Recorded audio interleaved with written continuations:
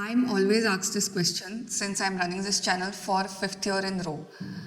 Where we should take admission for PhD?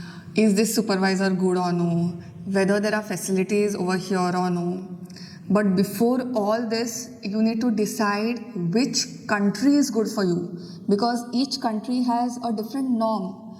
Whether you want to pursue your PhD in India over here or you want to do it abroad, then your preparation and strategy will totally change. In today's video, I am going to answer just that. If you are confused whether you should be doing your PhD in India or you want to do it abroad, then today's video will definitely help you. By the end of today's video, I promise you, you will have utmost clarity as to where you should be doing your PhD, what is good for you, and this video will help you come to that conclusion which you always wanted. In today's video, first we will discuss about doing PhD in India. What are the pros? What are the different advantages of it? What are the cons? What are the disadvantages of it? Then we will move on to PhD abroad, which is the favorite topic for so many of you. First, we will discuss the advantages of it and then we will go to the disadvantages or demerits. Everything has its own place, so this video would be a guide to tell you both the realities, okay? And that's this channel is about, to tell you the reality of PhD, not to tell you whether it is good or bad. Whether it is good or bad, that is up to you, but my job is to tell both the sides.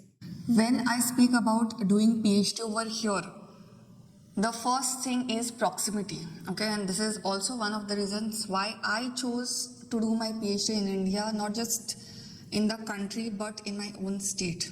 Okay, PhD is not for 1 or 2 years, it is for 5 years. And for 5 years, you need to be in a place where you are mentally secure. If you have aging parents and you require frequent visits to your home, then this is an option that you might want to consider. As per the recent guidelines, funding is quite okay. I won't say it is excellent, even though there has been an increase, but you get 37,000 per month for first 2 years and then it changes to 42,000 per year. Of course, if you are on a central government funding, then definitely you will get an additional HRA and contingency, etc. But even if you don't have any net cleared or anything, and if you are on purely on institute based, then also you are going to get a decent funding, which will definitely work in your favor for your PhD. One more advantage of doing over here is low cost of living.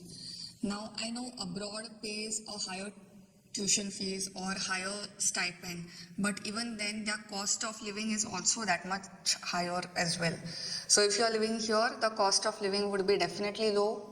Also, you don't have to appear for exams such as GRE, TOEFL, which are the language training exams, and you may not have to appear for that. You do have to appear for other exams, but you definitely don't have to have any kind of language barrier or culture barrier.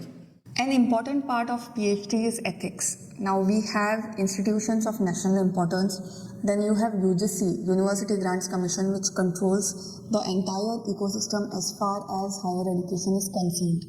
Even then, there is a stress on ethics. You can't just get away with whatever you speak.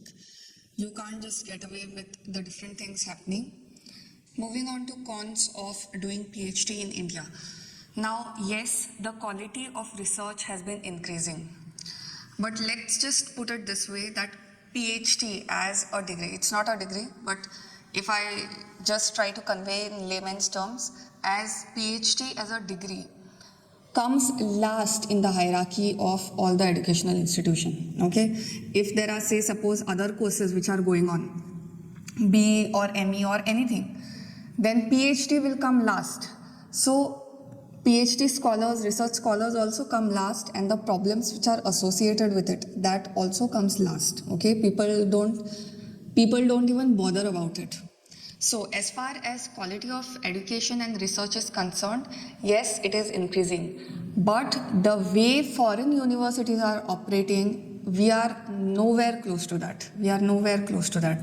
If you compare the number of Nobel laureates which are happening in abroad, that number is so huge compared to how many Nobel laureates we as Indians are able to produce. That itself says a lot about this system. Compared to infrastructure also, research has, there are lot of facilities, but whether they are working or no, that is a question. A lot of institutes procure instruments, okay, there is infrastructure present, but it is not in working order that research scholars can use. When we consider about mentor to student ratio, a supervisor is allowed to take 10 students, okay, and thereby his or her attention gets divided. That also is one of the factors. If we go by statistics, then only 0.6% of Indian GDP is being directed to research, and this is the most sad, it's actually the saddest thing that can happen as far as research is concerned, because whatever you see around, whether it is manufacturing, whether it is any kind of services, is a result of somebody working in a lab, is a result of somebody working on a problem to try and come up with a solution, which is not happening over here. Also in India, if you go for any job, if you have a PhD from abroad, then it carries more value as compared to a PhD over here. We as institutions also have been primarily really fascinated about foreign degrees. The work culture over here is more hierarchical, it is structural. Okay, matlab, if I don't speak to a particular senior, then that senior goes and informs supervisor and things like that. I'm saying this because I also have seen this. That's the reason I'm saying this. So it is pretty hierarchical. When it comes to research opportunities also, when your research is focused on a particular area, then it makes sense to have a wide variety of opportunities, but most of them don't. When I hear stuff from scholars in other institutes, it is pretty disheartening. When I'm in BITS, there are a lot of opportunities and there are a lot of things happening with respect to research, but that is not the case with other universities and other institutes. I'm very sure about that. Unless the institute is pretty research focused, okay, then it's a different thing. But most of the universities and institutes which are there, they are not only research institutes, but they offer other courses also. So for them to have infrastructure and research opportunities which are specific in your area of research, that itself is a challenge. In India, the typical PhD is around 5 years and above. I know of scholars who have finished their PhDs in 10 years as well. And there's nothing wrong with it because everyone has different priorities and every research problem has a lot of problems. So that's totally fine, but it is expected that your PhD takes longer. However, that is not the case with abroad. We will see what is the situation over there. Networking opportunities over here are more localized in the sense when we speak about global research scenario. Indian research does not work very well on par with global research. I know there are international conferences and things like that, but it does not happen in a manner that it should happen. So when we are speaking about PhD abroad, first thing is research culture and facilities. Many foreign universities have extensive research facilities, they have cutting edge technology and a highly developed research culture. If you compare a research scholar from India and a research scholar from abroad, you speak to both of them, you will know the difference. Okay, you will know the difference. I have spoken, I know the difference. This is something that probably can be felt and cannot be explained. So that is it. Studying abroad also exposes you to new opportunities. Of course, opportunities are there in India as well. But a new culture exposes you to a different set of opportunities which may not be present over here. For example, if you are studying over here and there is something called as science communication, it has taken a lot of speed in abroad countries, however, not so much in India. In India, the focus is more around academia, getting a job and getting those conventional jobs, whether it is research or academia. As assistant professors, either you are targeting that or you are targeting something along the lines of research associate, research assistant, and things like that. As Indians, we have got quite in our head about certain things, and more flexibility is required if you want to evolve according to the abroad research pattern.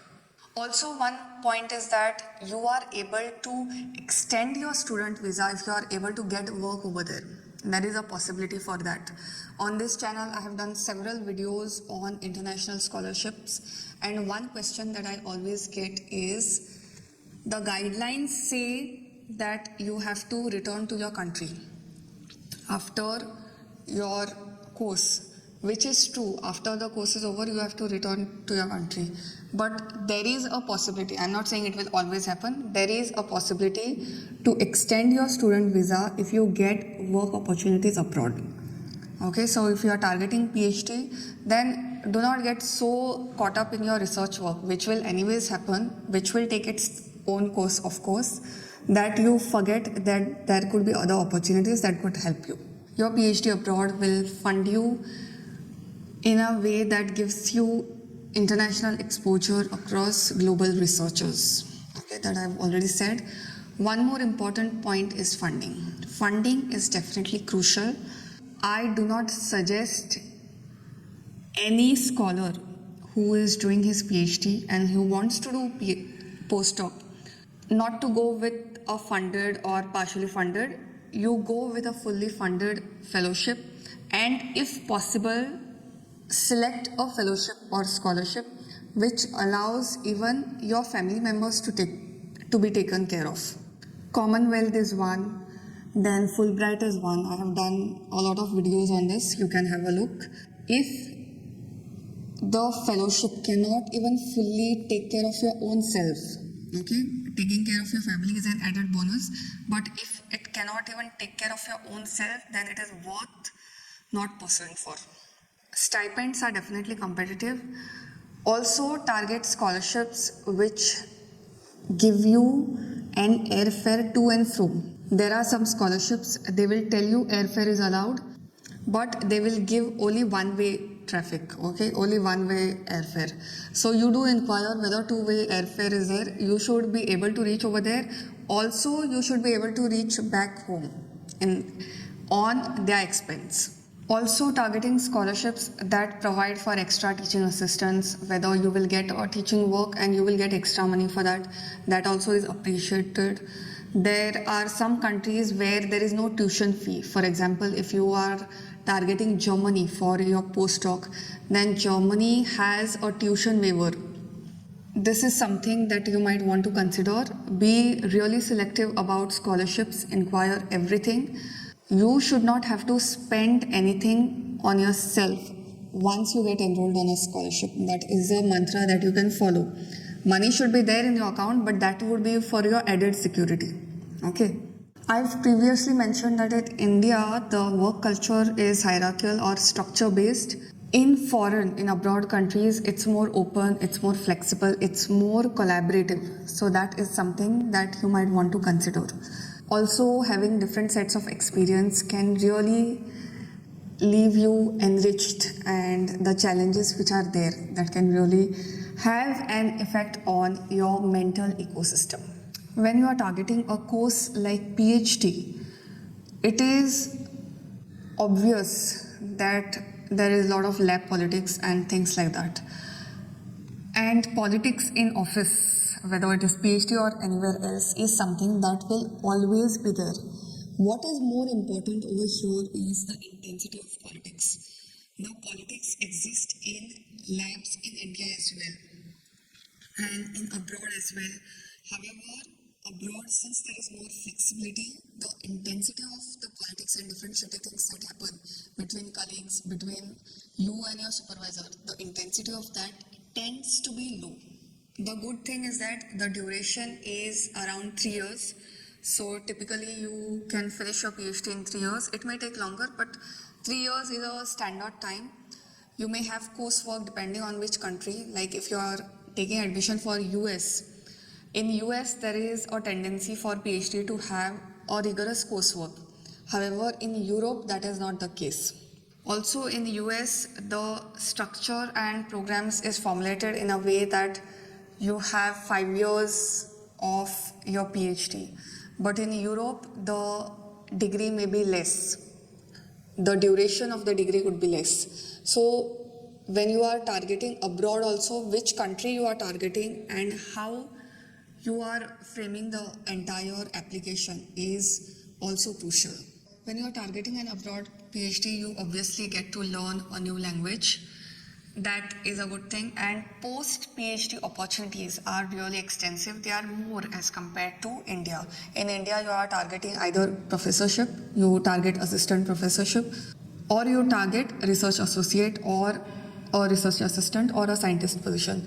So this is something that you might want to consider before taking a decision. A major factor over here is absence of entrance exams. Yes, you may have to give language entrance exams such as IELTS or TOEFL or GRE. However, the entrance exam which are present in India, the level of intensity which is there, that is not the case with abroad entrance exams. Okay, so if you are someone who doesn't want to answer entrance exams over here, I know of scholars who tried for abroad PhD admission because they couldn't answer the entrance exam. They couldn't clear the entrances which are present over here. So if you are one of them, then doing PhD abroad can definitely be a worth it kind of experience as compared to doing the same in India. Moving to cons of doing PhD abroad. Now, it is true that PhD abroad or PhD in foreign countries, whether it is US or Europe or any other country for that matter, does put you at an advantage with respect to money. You get a higher stipend. But for someone who is traveling from some other country to go over there and settle, even if you are given relocation expenses, even if you are on a fully funded PhD, that can be expensive. Say suppose if they are offering any kind of stipend for your travel, they will do it once or twice. But if you are someone who is homesick, who wants to come to India again and again, then you may not have that kind of budget. Abroad, the kind of mates that you get over here, that's not the case. Okay, abroad you have to do everything on your own. You are on your own. So the kind of support system you have over here, that you are definitely going to lack if you are thinking of doing PhD abroad. Also, whenever students go over there, there is large amount of chance for you to feel like getting settled over there. So if you are thinking in that direction also, you might want to check, because I've seen a lot of scholars who go over there and who settle there. Of course, the opportunities are best. A proper plan and thoughtfulness on your part would definitely be definitely useful in this case. Also, you will get your fellowship, you will get your scholarship, no doubt. But the initial expenses till you get your fellowship, that you will definitely have to manage. You definitely have to manage on your own money. Whether you are doing PhD abroad or whether you are doing PhD over here, for fellowship to actually reflect in your bank account, it takes some time. I've done my PhD over here. Even then, it took 3 months since the date of my fellowship activation for it to reflect in my account. So if it is abroad, the procedure could be relatively rigorous, or it can come on time also. Even if it comes on time, the initial expenses you will only have to manage. Now that we have discussed the different parts of whether staying in India is good for you or staying abroad, one thing I want to say over here: how do you choose the right one? Okay, how do you decide? Because I get a lot of questions from scholars. They want to do postdoc in this country, they want to do postdoc over here, and there are so many resources available, right? In such a case, what is important for you is to take a dip in the pool. Okay, what I mean by that is, let's say you are targeting your PhD in India. In such a case, what will happen is, you have to take summer internships, you have to take some kind of dissertation work in that institute, and that will give you an insight as to whether this institute is good for you or no. If you are targeting abroad, then a PhD exchange programs, I keep speaking about it on this channel. Such things can really help you if the abroad exposure is good for you or no. Rather than doing the entire decision after your PhD, take little dips during your other courses, take dips during your other internships, in your graduation, in your masters, so that you are prepared with the answer by the time your admission is arrived. It should not happen that when you are targeting an admission for PhD, you just don't know whether you want to do it abroad or no. We don't want to go through that situation. Okay, so getting that clarity is a function of the experiences that you have, and the more experiences that you have, whether it be in any lab or it could be an abroad exchange program, internship abroad, that is going to put the final hammer on that nail and give you the exact clarity. I know PhD can be something where you are in a forest and you have to find your way through dark. Okay? And many students find this block around them. Most important is being aware of your own inclination, testing out different ideas, testing out different things, so you get to a conclusion. And I'm sure you are definitely capable of doing that. With that, it's a wrap for today's video. Till the next time, bye.